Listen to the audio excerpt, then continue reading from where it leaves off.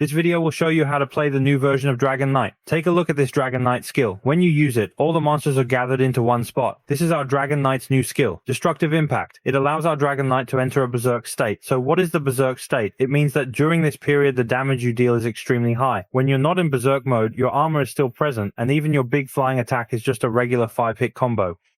And then there's the fifth stage, where you slam your weapon heavily onto the ground. That final hit requires continuous charging, but once we enter Berserk mode, things are different. After activating Berserk mode, our fifth heavy strike deals the highest damage, and it will keep repeating that fifth heavy strike over and over. This heavy strike deals 3 to 4 times the damage of the regular attacks before it, but after it ends, you'll return to the normal combo state. This is an introduction to one of our character Dafei's skills. The fifth attack deals 4200% damage, and if it lands a critical hit, it deals an additional 30%. As for our Dragoon's Warfire skill, it is guaranteed to crit, and when released in Berserk mode, it will directly trigger the fifth strike without needing to build up combo points. This is how our Dragoon's combo damage comes together. First, activate our undressing technique, then use our war cry, and finally unleash Dafei's attack to smash into the ground.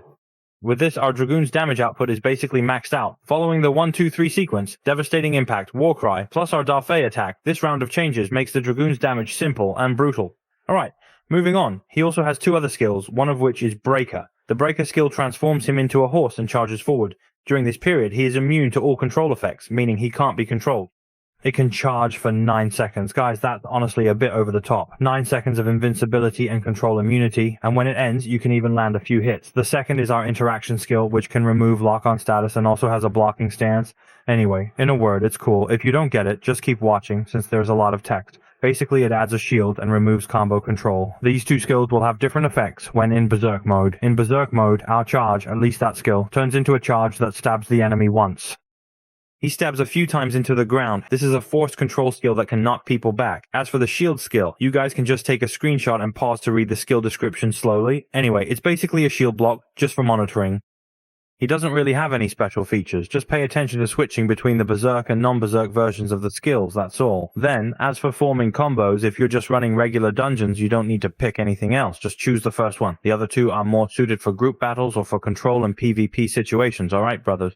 Then let's move up to the next skill. Again, just pick the first one. Max out the other skills as well, there's not much else to say about this. As for the Dragoon specialization, the first 2 are optional. They're both support skills, not damage skills. For damage, he only has 1 specialization, which is these 2 skills. With only 1 specialization, there aren't any extra choices. For the first one, just fill in the remaining points. Finally, to summarize the Dragoon's playstyle, start with Dragon Spear Formation Break, then use our Battle Campaign, and finally unleash our Devastating Impact. As for the Big Leap, just make sure not to slam it into the ground. The playstyle and operation are very simple.